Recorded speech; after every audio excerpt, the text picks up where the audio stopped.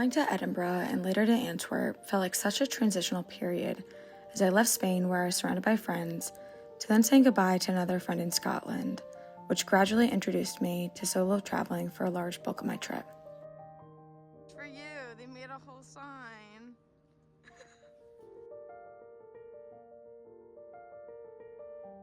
I was incredibly emotional during this time and wishing things and myself were different, and I was getting caught up in the perfection of what things could be rather than allowing it to be what it was.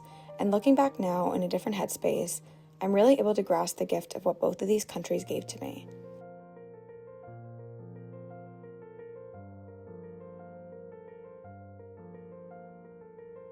I had a wonderful time in Scotland, where we shopped, walked around the city, had an extensive history of Edinburgh, learned a great deal about whiskey, saw Highland coups, and one of my many highlights was seeing my friend try on a kilt to then go back to the dressing room with his pants gone. I still think about this when I need a good laugh, and sadly for me and everyone we know, he did get his pants back. I was devastated that my flight to Antwerp was delayed by a day, but I was able to get one of the best massages, stay in a wonderful hotel, and have the best meal, and it really served as a reminder to allow things to be because you never know where it will lead you. I took this belief as I went to Antwerp, which was an interesting city, but worked to really highlight my loneliness as I felt the interactions with strangers made me feel like an outsider, which was reflective of my headspace.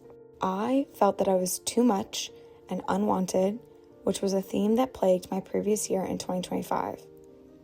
I worked to shake off that feeling the next day by allowing myself to have ample sleep after being utterly exhausted from my travels, and tried again.